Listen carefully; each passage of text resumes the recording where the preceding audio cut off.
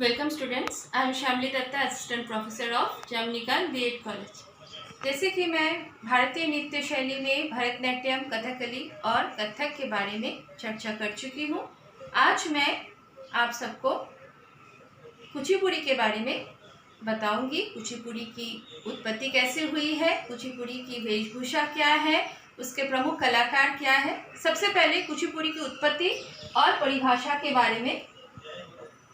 कुचिपुड़ी नृत्य भारत के मुख्य 11 शास्त्रीय नृत्यों में से कुचिपुड़ी नृत्य एक है। लगभग 20वीं शताब्दी के बाद से इस नृत्य का प्रचलन चल आ रहा है।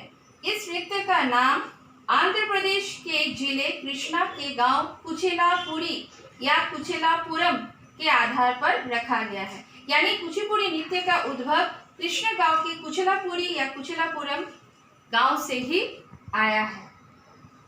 यह आंध्र प्रदेश का प्रसिद्ध नृत्य है। इस नृत्य का मुख्य उद्देश्य वैदिक एवं उपनिषदों में वर्णित धर्म एवं आध्यात्म का प्रचार प्रसार करना है। भागवत एवं पुराण इसका मुख्य आधार है। इस नृत्य में नृत्यकार तंत्र मंत्र में भी विश्वास रखते हैं। इसकी वेशभूषा सामान्यतः भरतनाट्यम नृत्य शैली के प्रकार की होती है। इसमें पद संचालन, हस्त मुद्राओं, ग्रीवा संचालन आदि पर विशेष बल दिया जाता है। यानी कुचिपुड़ी नृत्य शैली आंध्र प्रदेश की प्रमुख नृत्य है और इसमें ज़्यादातर हम पद संचालन यानी पैरों से हम लोग नृत्य करते हैं।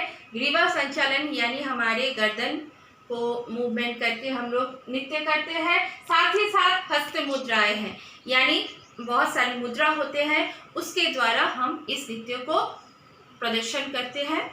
नेक्स्ट है, इस नृत्य को रात के समय मंदिरों में प्रस्तुत किया जाता था। जब ग्रामीण अपने खेतों के दिन भर के कार्य से फ्री होकर वापस लौटते थे, जिसे अरंडी के तेल से जलते हुए दिए के प्रकाश में प्रस्तुत किया जाता था और केवल ब्राह्मण ही इस नृत्य का मंचन करते थे।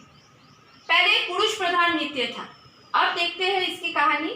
पहले ये नृत्य पुरुषों के द्वारा किया जाता था, लेकिन 20वीं शताब्दी के बाद बाला सरस्वती और रागिनी देवी ने इस नृत्य को पुनर्जीवित किया और तब से यह नृत्य महिलाओं के बीच में लोकप्रिय हुआ। यानी ये नृत्य पहले पुरुष के द्वारा होता था, लेकिन बाला सरस्वती और रागिनी देवी ने जब इन नृत्य को पुनर्जीवित किया तो ये महिला प्रधान नृत्य शुरू हुआ। ये कुचिपुड़ी नृत्य की पिक्चर है। इसकी वेशभूषा क्या होती है? इस नृत्य में पहने जाने वाले वस्त्र और आभूषण परंपरागत होते हैं, जो कि बहुत आकर्षक होते हैं। आभूषणों का निर्माण बोरूक नामक एक लकड़ी से किया जाता है, जो कि बहुत ही हल्की होती है। इसका प्रचलन लगभग 17वीं सदी से चला आ रहा है। अधिकतर नर्तक और उसके परिवारजन स्वयं आभूषणों को बनाते हैं। यानी इसमें सबसे स्पेशलिस्ट है कि इसमें बोरूक एक लकड़ी जो इससे बनता है। कुचिपुड़ी नृत्य का क्या अंग होता है? ये 4 प्रमुख अंग से होता है। वाचिका यानी मौखिक, आहार्य यानी वेशभूषा, अंगिका यानी मुद्राएं एवं भंगिमाएं, स्वातिका यानी अभिनय एवं अभिव्यक्ति। ये 4 अंग के द्वारा कुचिपुड़ी नृत्य को प्रदर्शन किया जाता है। अब इसकी विशेषताएं क्या है? ये कुछ पॉइंट है।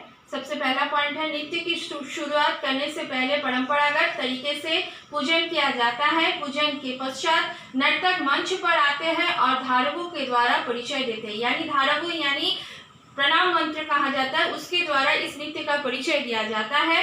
सेकंड है, इस नृत्य के माध्यम से भागवत पुराण की कहानियों को नृत्य के माध्यम से दर्शाया जाता है। यानी कुचिपुड़ी नृत्य एक नाट्य प्रधान नृत्य है। इसे नाट्य शैली के माध्यम से दर्शाया जाता है, नाटक के माध्यम से दर्शाया जाता है।